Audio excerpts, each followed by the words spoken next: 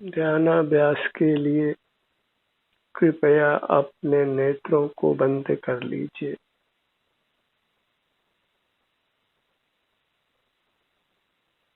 अपना मुख अपनी ओर कीजिए।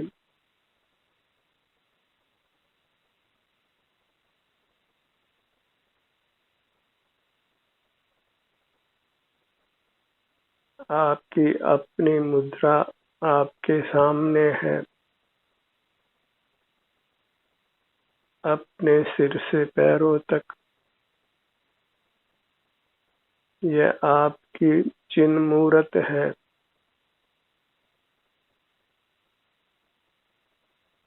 चेतन प्रतिमा है।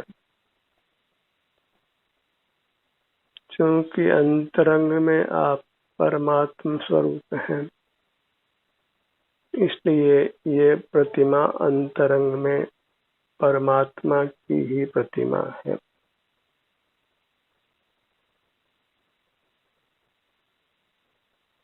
इसी से युक्त रहना है, क्योंकि यही एकमात्र आनंददाता परमात्मा है।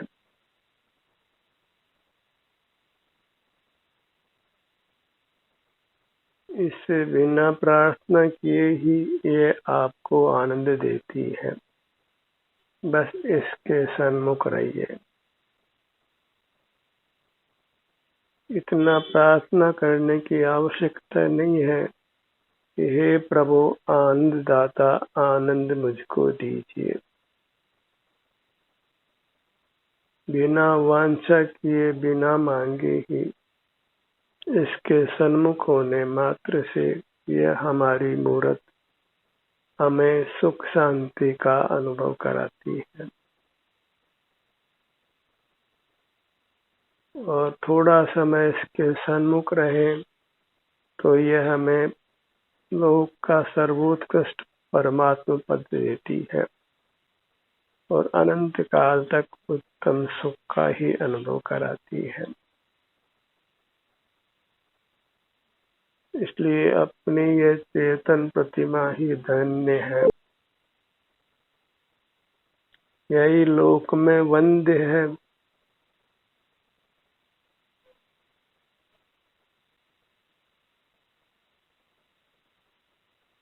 सर्व जीवों से अपनी अपनी प्रतिमा ही पूज्य है, अनुभव करने योग्य है। इसी से जीव परमात्मा पद को प्राप्त करता है।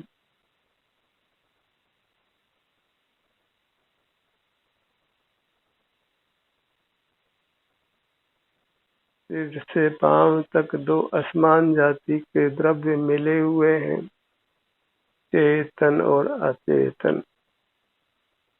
अचेतन को शास्त्रीय भाषा में पुद्गल कहते हैं। जीव और पुद्गल से मिलकर इस शरीर की रचना है। जो दिखाई देता है वह पौद्गलिक शरीर है, और जो अंतर्दृष्टि से अनुभव में आता है वह चेतन शरीर है। और हमारे आराधना का आराध्य चेतन शरीर है। उसकी आराधना ही वास्तविक आराधना है। उसका दर्शन ही वास्तविक परमात्मा दर्शन है। और उसी में अंतर में विहार करना वही वास्तविक तीर्थ यात्रा है। यह परमार्थ है, सत्यार्थ है।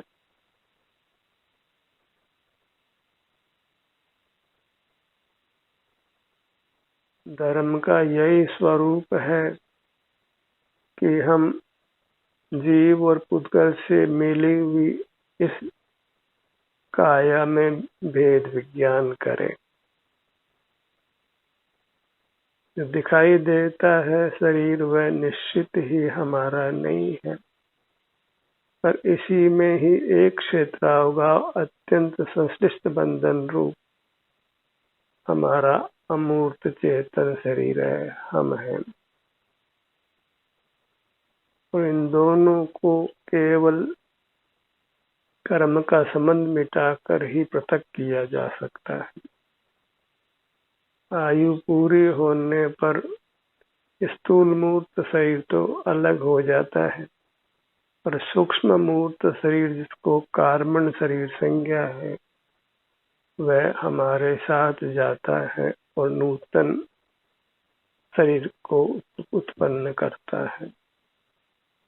शरीर की जो रचना है जीव पुद्गल से मिलकर, उसका रचयिता वास्तव में बद्ध मूर्त कर्म है, बद्ध कार्बन शरीर है। जीव की अमूर्त काय है, वही सुख का स्रोत है।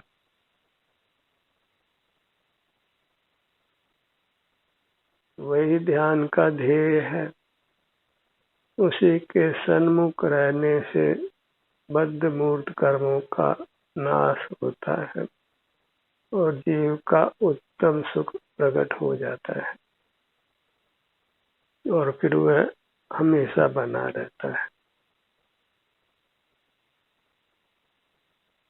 ध्यानाभ्यास के इस कार्यक्रम का प्रयोजन यही है कि हम नेत्र बंद कर अपने अमूर्त शरीर चेतन शरीर का एहसास करें। इसके सुख दुख रूप जो भी अवस्था है उसका प्रत्यक्ष अनुभव करें, बिना इंद्रियों की सहायता के, बिना मन के, बिना मस्तिष्क की सहायता के अपने शरीर के सुख दुख की अवस्था हमें प्रत्यक्ष अनुभव में आती है। ये एक स्वाधीन अनुष्ठान है। उसी से जीव बद्ध मूर्त कर्मों से मुक्त होता है, स्वाधीन होता है।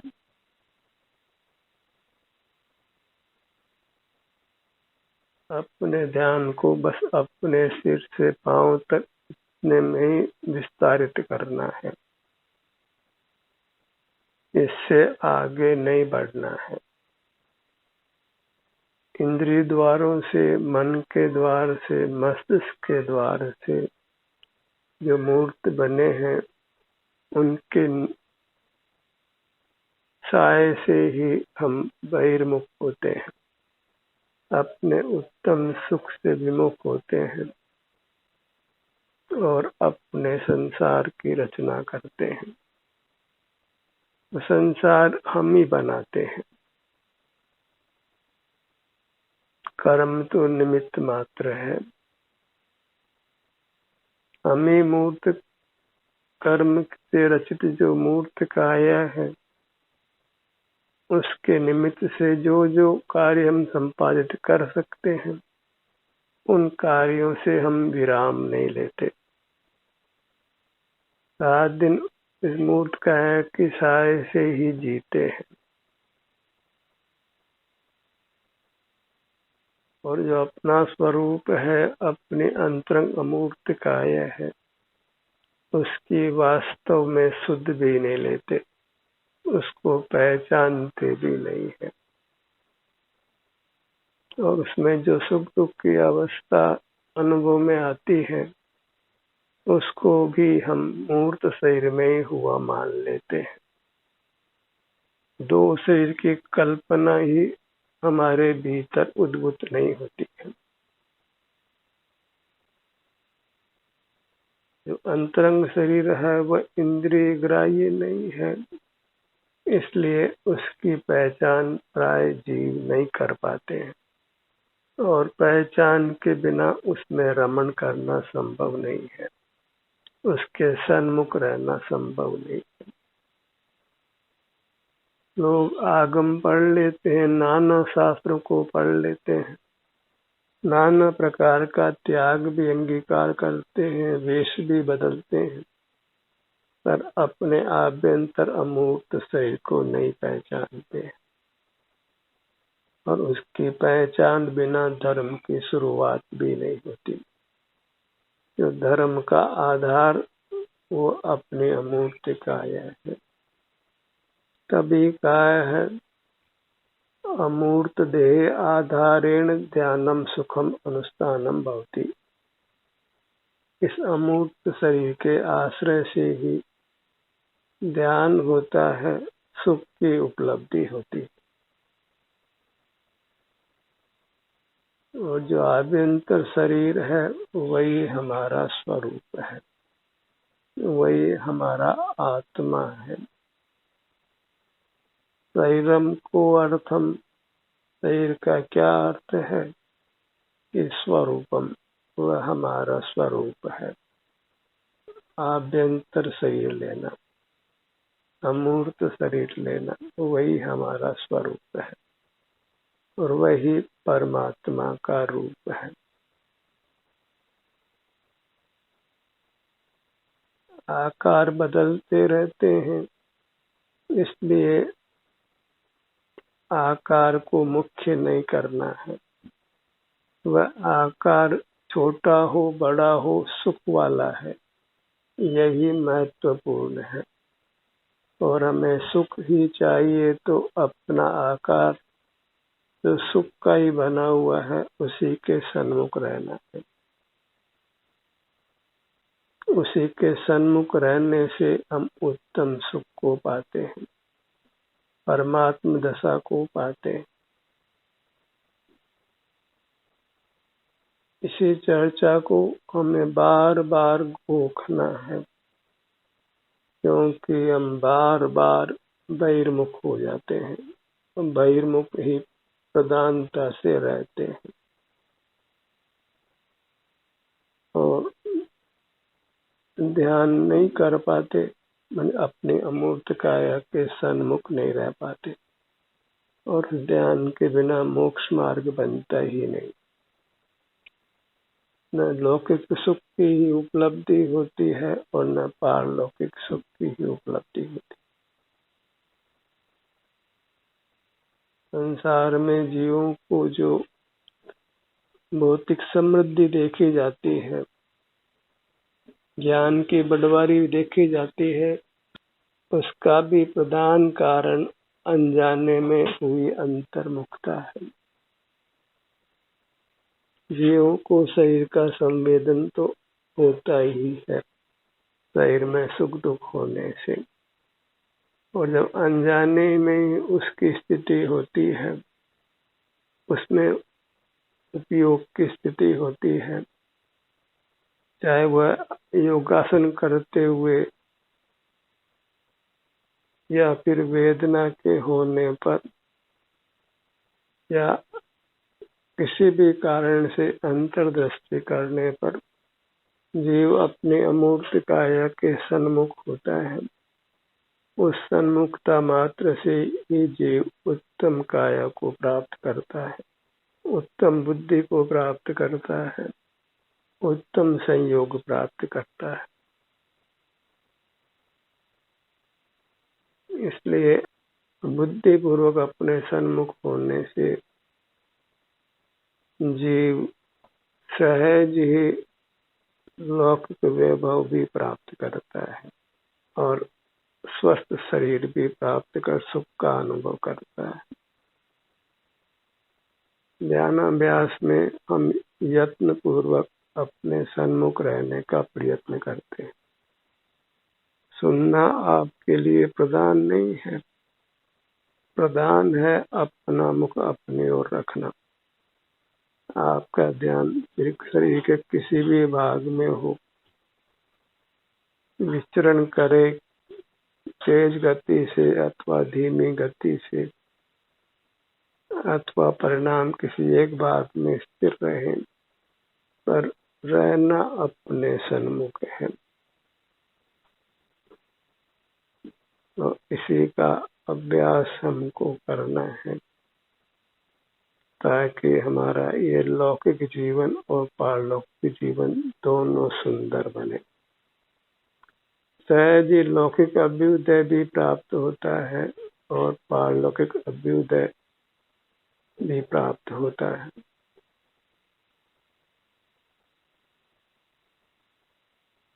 अपनी मुद्रा को लक्ष्य में रखिए, इसको परमात्मा की मुद्रा मानकर,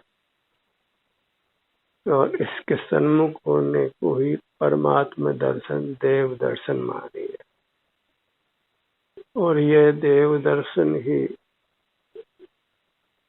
पापों का नाश होता है, उत्तम सुख की प्राप्ति होती है, परमात्मा पद मिलता है। दर्शनम देव देवस्य दर्शनम पापनाशनम, दर्शनम स्वर्ग सोपानम, दर्शनम मोक्ष साधनम। अपना दर्शन, निज दर्शन बस एक को, मोक्ष हेतु जान। हे योगी नहीं और को, निश्चय से तू पहचान। निज में ही रतिवंत बन, निज में ही संतुष्ट रहे, निज में ही बन तृप्त तू, उत्तम सौख्य हो जिससे तुझे।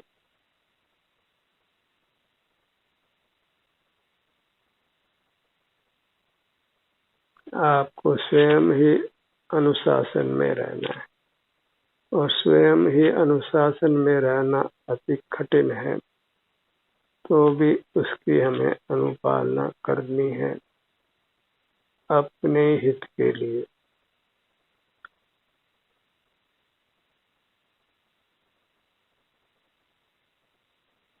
अपने ध्यान को अपने सिर के भाग पर लाइए।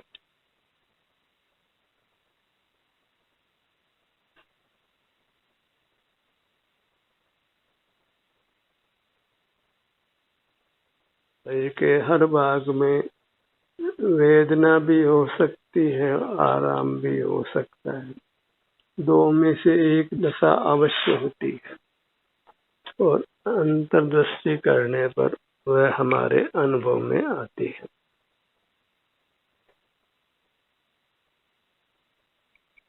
तो उसका ही अनुभव करते हुए रहना है। यही धर्म ध्यान है, जहाँ हम अपने पिंड में, अपने शरीर में ही अंतर्दृष्टि कर उपस्थित रहते हैं।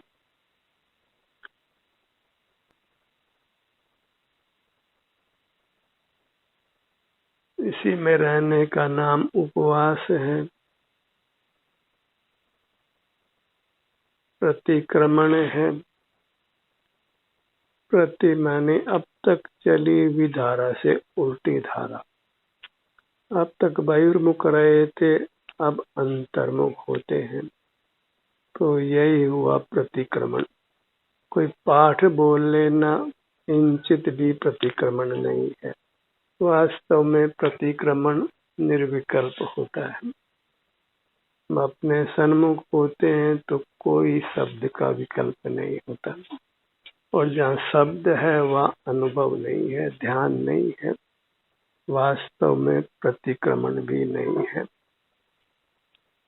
और अपना चित्त पुनः पुनः अपनी ओर लाना, बहुलता से अपनी ओर रहना, वही प्रायश्चित है। प्राय माने बहुलता से, चित्त माने उपयोग का अपनी ओर रहना। जो उपयोग अपनी ओर रहता है वही वास्तव में चेतन है। इंद्रिय ज्ञान तो भले उसको हम जड़ नहीं कह सकें, पर वह जड़ से भी बदतर है। तो जड़ को दुख नहीं होता, तो इंद्रिय ज्ञान वाले जीव को दुख होता है।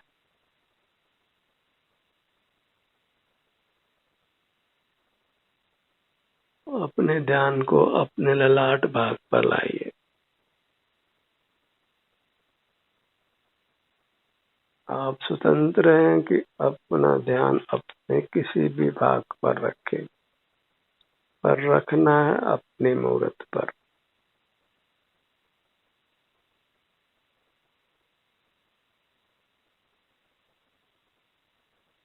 अपने सन्मुख होने मात्र से ही जीव दुखों से बच जाता है और उत्तम स्वास्थ्य को पाकर सुख का अनुभव करता है।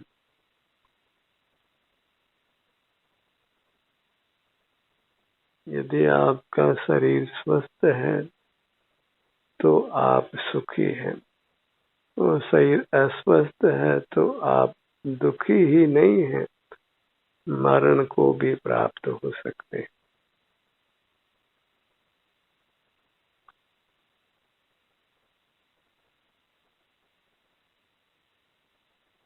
जन्म से मरण तक जीव कभी भी मरना नहीं चाहता है, पर वास्तव में जीव मरता भी नहीं है। बस जिन पदार्थों का संयोग हुआ है उनका वियोग होने का नाम ही मरण है। मूर्त काया का भी संयोग हुआ है,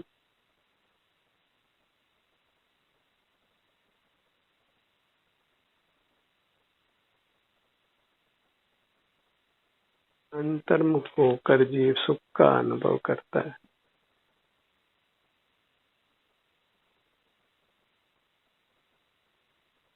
अपने ध्यान को अपने भ्रू मध्य पर लाई।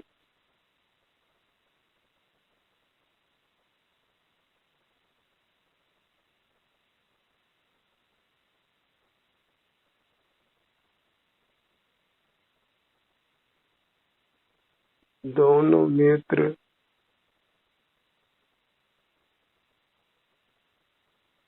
नेत्रों के ऊपर पलक है और ध्यान के लिए इन पलकों का उपयोग करना है।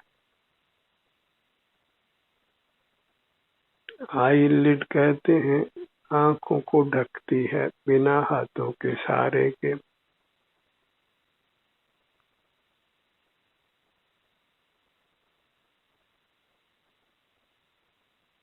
नेत्रों को बंद रखकर हम सुगमता से अंतर्मुख रह लेते हैं और सतत अंतर्मुख रहकर अनादि से चले हुए इस संसार को मिटा सकते हैं।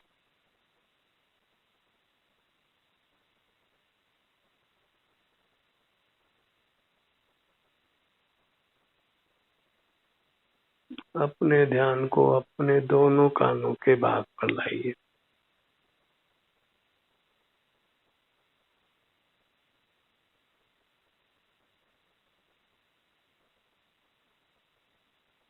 एक छोटा से बालक भी अपने कानों को बता सकता है, क्योंकि उसको अपने कानों का प्रतिभास, अमूर्त कानों का प्रतिभास होता है।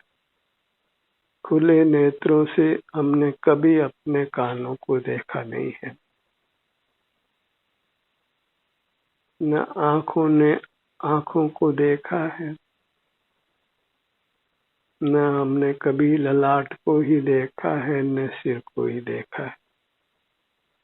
अधिकांश मूर्त अंग हमको आंखों से दिखाई नहीं देते हैं, तथापि वहाँ पर जो अपने अमूर्त अंग हैं, जो हमारे अपने हैं, उनका संवेदन हमको, सब जीवों को होता है।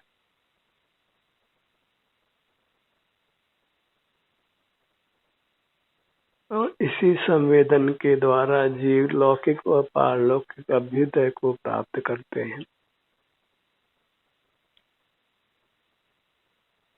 अपने ध्यान को अपने नासिका भाग पर लाइए।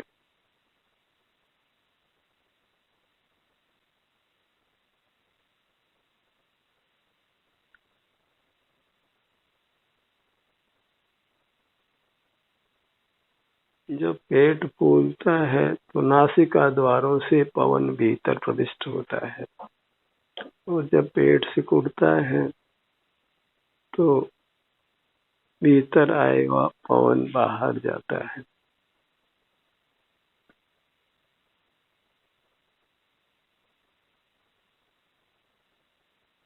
जन्म से मरण तक की प्रक्रिया चलती है और निर्वाण के बाद चूंकि मूर्त शरीर नहीं मिलता है, तो फिर यह श्वासोच्छ्वास की प्रक्रिया भी परमात्मा को नहीं होती है।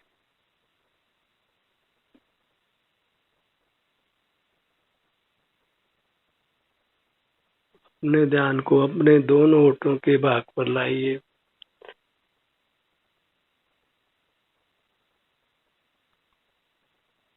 होठों का एहसास कीजिए। यहाँ जो भी संवेदना प्राप्त है, प्रीति से उसका अनुभव करिए।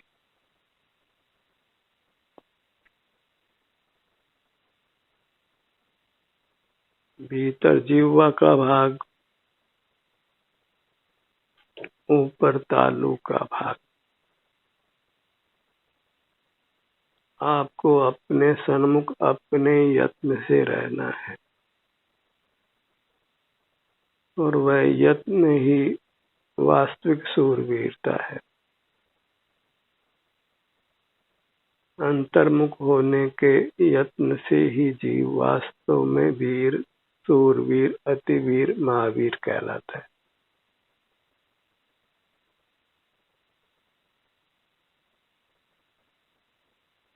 मुख के भीतर जीवा से ऊपर तालु भाग पर आइए।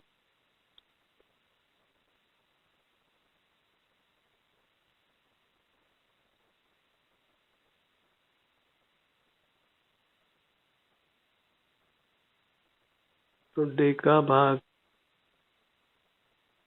पूरा मुखमंडल।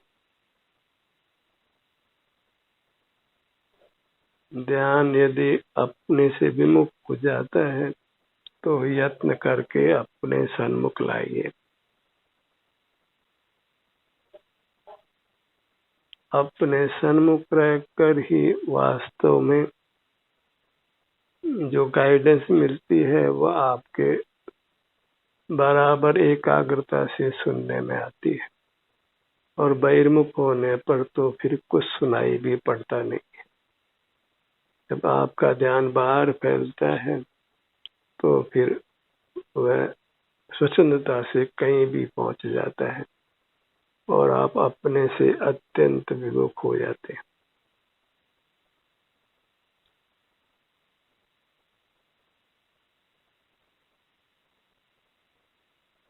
अपने गर्दन के भाग पर आइए।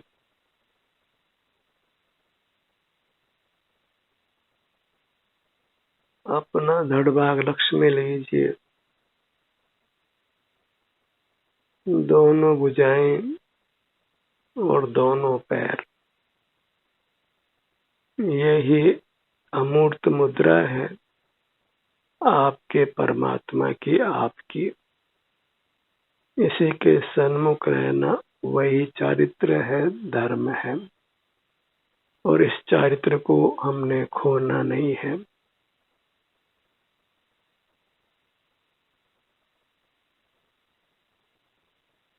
क्योंकि चारित्र गया तो सब कुछ गया। हम स्वास्थ्य को खो देते हैं, सुख को खो देते हैं और नाना प्रकार का दुख आ पड़ता है और असमय में मरण भी हो जाता है। ध्यानाभ्यास का ये सत्र यही समाप्त होता है। आपकी सहभागिता के लिए धन्यवाद।